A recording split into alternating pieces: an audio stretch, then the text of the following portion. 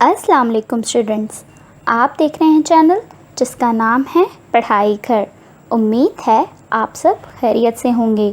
तो स्टूडेंट्स, आज की इस वीडियो में हम आपको एक साइंटिफिक रीज़न की एक्सप्लेनेशन बहुत अच्छे से देंगे और हम कोशिश करेंगे कि आपको वो रीज़न समझ में आ सके। तो चलिए बिना टाइम वेस्ट किए चलते हैं अपनी डिस्कशन के जानिब। पढ़ाई घर में खुशामदीद।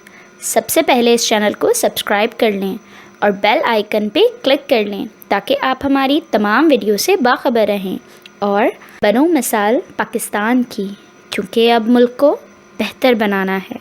तो हमारा क्वेश्चन है कि why hydrogen oxide mean water has higher boiling point than hydrogen fluoride means HF। तो आखिरकार ऐसा होता क्यों है? तो सबसे पहले तो हम इन दोनों मॉलिक्यूल्स के स्ट्रक्चर ले लेते हैं। सामने स्क्रीन पर आप पहले वाटर का मॉलिक्यूल देख सकते हैं। वाटर के मॉलिक्यूल में ऑक्सीजन एटम के पास दो नॉन बॉन्डेड पेयर्स होते हैं इलेक्ट्रॉन्स के, और उसके साथ साथ वो दो पोलर हाइड्रोजन एटम्स के साथ भी बॉन्ड बना रहा होता है। और इस तरीके से ये हमें एक बॉन्ड 3 डायमेंशनल नज़र आ रहा होता है। जबकि हाइड्रोजन फ्लोराइड के मॉलिक्यूल में यहाँ पर फ्लोराइड आयन सिर्फ एक हाइड्रोजन आयन के साथ बॉन्ड बना रहा होता है।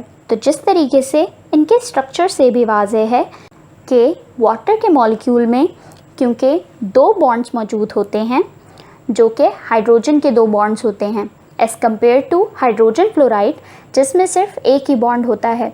तो जब भी हम बॉइलिंग पॉइंट किसी मॉलिक्यूल का फाइंड कर रहे होते हैं तो बॉइलिंग पॉइंट में हमेशा ब्रेकेज ऑफ बॉन्ड्स इंक्लूड होती है। वाटर के मॉलिक्यूल में क्योंकि दो बॉन्ड्स बने हुए हैं जो हाइड्रोजन एटम के साथ हैं, तो उनको तोड़ना मुश्किल है as compare to hydrogen fluoride के जिसके मॉलिक्यूल में सिर्फ एक ही बॉन्ड बना हुआ है, that is hydrogen and fluoride, जो कि हाइड्रोजन और फ्लोराइड आयन के दरमियान में है।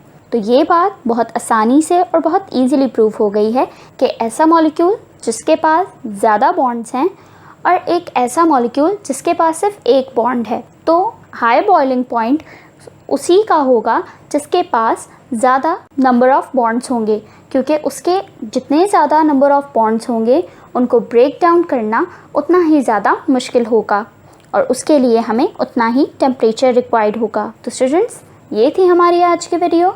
उम्मीद है आपको ये साइंटिफिक रीज़न बहुत अच्छे से समझ में आ गया होगा और आपने इससे रिलेटेड अपना कॉन्सेप्ट भी क्लियर कर लिया होगा।